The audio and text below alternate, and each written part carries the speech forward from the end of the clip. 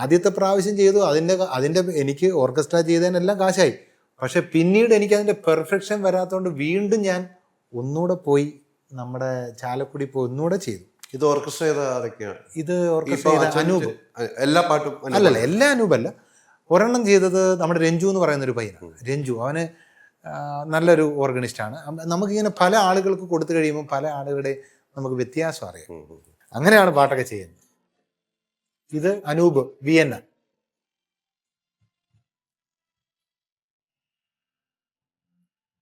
പല നാളലഞ്ഞ മറുയാത്രയിൽ ഹൃദയം തിരഞ്ഞ പ്രിയ സ്വപ്നമേ, മിഴികൾക്കു മുമ്പിലിതളാമുനി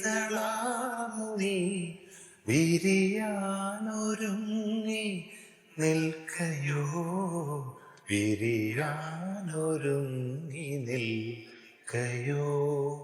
പുലരാൻ തുടങ്ങുമൊരു രാത്രിയിൽ തനിയെ കിടന്നു മിഴിവാർക്കവേ, ഒരു നേർത്ത കന്നലലിവോടെ വന്നു നെറുകിൽ തലോടി മാഞ്ഞുവോ, നെറുകിൽ തലോടി മാഞ്ഞുവോ.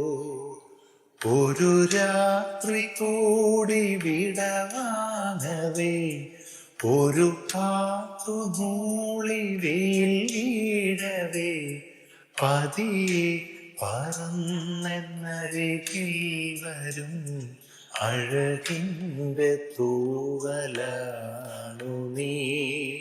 ഇങ്ങനെ പൈസ മുടക്കി പൈസ കുറെ മുടക്കുന്നുണ്ട്. അപ്പം എന്തായാലും ഇതിനൊക്കെ പിന്നീട് നമുക്കൊരു സമയമുണ്ട്. അച്ഛനായില്ലെങ്കിൽ പാട്ടുകാരനാകില്ലായിരുന്നു ഉറപ്പായിട്ടും. ചിലപ്പോൾ നമ്മൾ ആ ഒരു കഴിവ് ഐഡന്റിഫൈ ചെയ്യാൻ സാധ്യതയില്ല അല്ലേ. അച്ഛനായില്ലെങ്കിൽ പാട്ടുകാരനാകില്ലായിരുന്നു. അച്ഛനായില്ലായിരുന്നെങ്കിൽ എന്താകുമായിരുന്നു? അച്ഛനായില്ലെങ്കിൽ ഞാൻ പറഞ്ഞത് ഞാനൊരു പോലീസുകാരനാകുമെന്നായിരുന്നു. പോലീസിനോടൊക്കെ ഇടി കൊടുക്കുന്നില്ല. നമ്മളൊരു ഒരു വില്ലൻ ലുക്കാണ് നമുക്ക് പൊതുവെ ഉള്ളത്. അപ്പം ഞാൻ എപ്പോഴും അങ്ങനെ നമ്മുടെ ഡ്രസ്സിങ്ങിലായാലും ഇപ്പം കുപ്പായിട്ട് നിൽക്കുന്നില്ല, അല്ലാതെ ഡ്രസ്സ് ചെയ്യുമ്പോൾ നമുക്ക് അല്ലാതെ ഞാൻ നേരത്തെ കഴിഞ്ഞ ദിവസങ്ങളിൽ പറഞ്ഞു മമ്മൂട്ടിയെ കാണണമെന്ന് പറഞ്ഞു. പോലീസുകാരനാകണമെന്ന് ആഗ്രഹം ഞാൻ എൻ്റെ ഇടയ്ക്ക് വെച്ച് മാറുമല്ല. അപ്പോൾ ഈ 2-3 കാര്യങ്ങളുണ്ട്. എന്തുകൊണ്ടാണ് നമുക്ക് ചില ആളുകളോട് ഒരു പ്രത്യേക ഇഷ്ടം വരും. മമ്മൂട്ടി എനിക്കിഷ്ടമാണ്. മമ്മൂട്ടിയുടെ ചില പ്രത്യേകതകൾ, അദ്ദേഹത്തിൻ്റെ ഡ്രസ്സിങ്, അദ്ദേഹം കൂളിംഗ് ഗ്ലാസ് വെക്കുന്നത്, ഇതെല്ലാം നമ്മൾ ചെയ്യും. അപ്പോൾ കഴിഞ്ഞ ദിവസങ്ങളിൽ അരുൺ സാറ് ചോദിച്ചു മമ്മൂട്ടിയെ ആരുടെ ഫാനാണ്. അപ്പം ഞാൻ പറഞ്ഞു സിനിമാ നടന്മാരിൽ ആരുടെ ഫാനാണെന്ന് ചോദിച്ചു. അപ്പോൾ ഇത് കേട്ടിട്ട് വേറെ എവിടുന്ന് ഒരാൾ എനിക്കൊരു കമൻറ്റ്, അച്ഛൻ ദൈവത്തിൻ്റെ ഫാനല്ലേ, അത് മമ്മൂട്ടിയുടെ ഫാനാന്ന് പറഞ്ഞ. ഞാൻ പറഞ്ഞു നിങ്ങളെ ഒരു ചെറിയ ക്ലിപ്പല്ലേ കണ്ടുള്ളൂ, അതിനകത്ത് സിനിമാ നടന്മാരിൽ ആരുടെ ഫാനാണെന്നാണ് ചോദിച്ചത്. ഞാൻ അതിനാണ് പറഞ്ഞത് മമ്മൂട്ടിയുടെ ഇഷ്ടമാണ് എന്ന് പറഞ്ഞത്. ഞാൻ ദൈവത്തിന് മാത്രമേ ആരാധന കൊടുക്കൂ, എനിക്ക് വേറെ ആർക്കും ഞാൻ ആരാധന കൊടുക്കാറില്ല. അപ്പോൾ പുള്ളി ഒരു ചെറിയ ക്ലിപ്പ് കണ്ടിട്ട് എന്നെ ഇവാലുവേറ്റ് ചെയ്യാൻ പുള്ളി ആരാണ്? ഞാൻ പുള്ളിയോട് മറുപടി കൊടുത്തു, ഒരു കാര്യം കാണുമ്പോൾ അതിൻ്റെ ഫുൾ എപ്പിസോഡുകൂടെ കാണണം. അവിടെ ഇരുന്ന് എല്ലാ അച്ഛന്മാരോടും എല്ലാവരോടും ചോദിച്ചു സിനിമാ നടന്മാരിൽ ആരുടെ ഇതാണ്, അത് നമ്മൾ പറയുന്നത് എന്താ. അപ്പം മമ്മൂട്ടിയെ കാണണമെന്നൊരാഗ്രഹം പറഞ്ഞതേ ഉള്ളൂ. പക്ഷേ അതിന് മുമ്പിട്ട് അത് വൈറലായി. അങ്കമാലിയിലുള്ള ഒരു ജോസഫ്, അവൻ എന്നെ വിളിച്ച്, അവൻ ജർമ്മനിയിൽ 10 വർഷമായിട്ടുണ്ട്. അപ്പം എന്നോട് പറഞ്ഞ അച്ഛനാണോ ഈ മമ്മൂട്ടിയെ കാണണമെന്ന് പറഞ്ഞു. ഞാൻ പറഞ്ഞാണ് ഞാൻ മമ്മൂട്ടിയുടെ PROയ്ക്ക് ഈ വീഡിയോ ക്ലിപ്പ് അയച്ചു കൊടുത്തു. അപ്പം മമ്മൂട്ടിയുടെ PRO എവിടെ? അപ്പം അച്ഛന് ഞാൻ പറഞ്ഞു നമ്പർ കൊടുത്തിട്ടുണ്ട്. അപ്പം മമ്മൂട്ടിയുടെ PRO ഒരു ജോസഫ് എന്ന് പറയുന്നത്, ഒരു ജോസഫ് അല്ല റോബർട്ട്. അപ്പം പുള്ളി ഓസ്ട്രേലിയയിലാണ്. അപ്പം പുള്ളിക്ക് നമ്പർ എനിക്ക് തന്നിട്ട് പുള്ളിക്ക് എൻ്റെ വീഡിയോ അയച്ചു കൊടുക്കുന്നു. ഞങ്ങൾ തമ്മിൽ കമ്മ്യൂണിക്കേറ്റ് ചെയ്യുന്നു. അപ്പം പുള്ളിയെ കൂടുതൽ എനിക്ക് മനസ്സിലാക്കുന്നു. അപ്പം പുള്ളി പറഞ്ഞു ഏറ്റവും അടുത്ത 20-ാം തീയതി മമ്മൂട്ടി ഇവിടെ കണ്ടുവരും, നമുക്കൊന്ന് അറേഞ്ച് ചെയ്യാം. അപ്പം ഞാൻ പറഞ്ഞു എനിക്ക് പള്ളിപ്പെരുന്നാളൊക്കെ ആയതുകൊണ്ട് ഇച്ചിരി തിരക്കാം, നമുക്ക് പിന്നെ എപ്പോഴെങ്കിലും ചെയ്യാം. അപ്പം ഞാൻ പറഞ്ഞത് എനിക്ക് മമ്മൂട്ടിയുടെ അടുത്ത് എത്താൻ വേറെ ബൈജു എഴുപന്ന ചേട്ടനുമായിട്ട് നമ്മൾ അടുത്ത പരിചയമാണ്. അദ്ദേഹമായിട്ട് എനിക്ക് പരിചയമുണ്ട്, വേണേൽ അദ്ദേഹത്തിനോട് പറയാം. പിന്നെ അതുപോലെ തന്നെ കളങ്കാവൽ എന്ന് പറയുന്ന സിനിമയുടെ ഡയറക്ടർ, ഞാനിപ്പം കാക്കനാട് പള്ളിയിലാണ് താമസിക്കുന്നത്. അവിടുത്തെ ഒരു ഇടവക അംഗം, ആ ഇടവക അംഗത്തിൻ്റെ വൈഫിൻ്റെ അനിയത്തിയുടെ ഹസ്ബൻഡാണ് കളങ്കാവൽ സിനിമയുടെ ഡയറക്ടർ ജിതിൻ ജോസ്. കഴിഞ്ഞ ദിവസങ്ങളിലാണ് ഞാൻ അത് അറിഞ്ഞത്.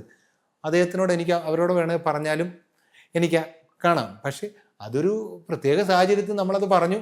പക്ഷെ അത് മമ്മൂട്ടിയുടെ അടുത്ത് എത്തിയെന്ന് പറഞ്ഞു കഴിഞ്ഞാൽ തന്നെ നമുക്കൊരു നമ്മളൊക്കെ ഒരു സന്തോഷം. അപ്പം ഞാനൊരു അച്ഛനായില്ലായിരുന്നെങ്കിൽ ഒരു പക്ഷേ ഒരു പോലീസ് ഓഫീസർ എന്ന നിലയിൽ എനിക്കിഷ്ടമാണ്. പപ്പായൊക്കെ പട്ടാളത്തിലായതുകൊണ്ട് ഞാനത് പറഞ്ഞായിരുന്നു അവിടെ പറഞ്ഞു. അച്ഛനായതുകൊണ്ട് എല്ലാ റൂട്ടിലും ഇപ്പം എത്തി. പാട്ടുകാരനായി, നമ്മുടെ കഴിവുകൾ തെളിയിക്കപ്പെട്ടു. ഒരുപക്ഷെ അച്ഛനായില്ലായിരുന്നെങ്കിൽ പുറത്ത് വരാനുള്ള സാധ്യത കുറവായിരിക്കാം. വളരെ കുറവ്. അല്ല, നമ്മൾ വിശ്വസിക്കുന്ന ഇടവകയിലുള്ളവർ, നമ്മൾ സന്തോഷം കാണുന്ന നമ്മുടെ മാതാപിതാക്കൾ, അല്ലേ? അതൊക്കെയാണ് നമ്മുടെ പണ്ടൊക്കെയാണ് നമ്മുടെ അപ്പനും അമ്മയ്ക്കൊക്കെ ഈ പപ്പായിക്കൊക്കെയാണ് ഞാൻ ഫേസ്ബുക്കിലൊക്കെ ഇങ്ങനെ ഇടുന്നത് ഇഷ്ടമല്ല. ഇങ്ങനെ ഫോട്ടോ ഒക്കെ ഇടുന്നതൊന്നും ഇഷ്ടമല്ല. മമ്മിക്ക് കുഴപ്പമൊന്നുമില്ല. അപ്പോൾ പക്ഷെ എൻ്റെ പപ്പ മരിച്ചുപോയി. ഞാൻ ഇത്രയും ഉയർന്നതും വളർന്നതും ഒന്നും പപ്പ കണ്ടിട്ടില്ല. കാരണം അത് കഴിഞ്ഞിട്ടാണ് നമ്മൾ ഈ ചാനലൊക്കെ തുടങ്ങിയതല്ല.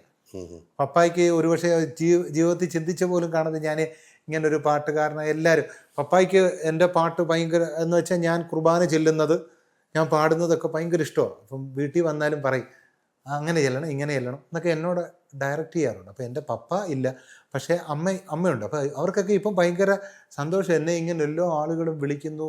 അപ്പം അവർക്കൂടെ എനിക്ക് കിട്ടുന്ന സ്നേഹം അവർക്കൂടല്ലേ കിട്ടുന്നത്. അതെ. അപ്പോൾ അവർ സന്തോഷിക്കുമല്ലേ എന്നും പറഞ്ഞ് എൻ്റെ അമ്മയൊക്കെ എപ്പോഴും പറയുന്നൊരു കാര്യമുണ്ട്. ഒരു പുരോഹിതൻ എന്ന നിലയിലുള്ള കാര്യങ്ങൾ ചെയ്തിട്ട് മാത്രമേ എൻ്റെ അപ്പനും അമ്മയൊക്കെ അങ്ങനെ ഒരു കാര്യം എനിക്ക് കുഞ്ഞുനാളിൽ തന്നിട്ടുള്ളതായത് കൊണ്ട് നമുക്ക് അങ്ങനൊരു ഇനി എത്ര വലിയ സംഭവങ്ങൾ എനിക്ക് സിനിമയിൽ അഭിനയിക്കാൻ അവസരം എനിക്ക് വേണം, സുഖമായിട്ട് കിട്ടും, കുഴപ്പമൊന്നുമില്ല.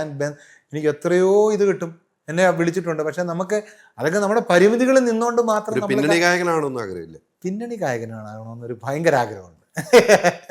കാരണം അതെൻ്റെ നമ്മൾ കോളേജിൽ ജോയിൻ ചെയ്തപ്പോഴായാലും നമ്മളൊരു പിന്നണി ഗായകൻ ഒരു പക്ഷേ അച്ഛന്മാരുടെ ഇടയിൽ അങ്ങനൊരു ഇതുവരെ ആരും സിനിമയിലൊരു പാട്ട് പാടിയോന്ന് എനിക്ക് കണ്ടിട്ടില്ല.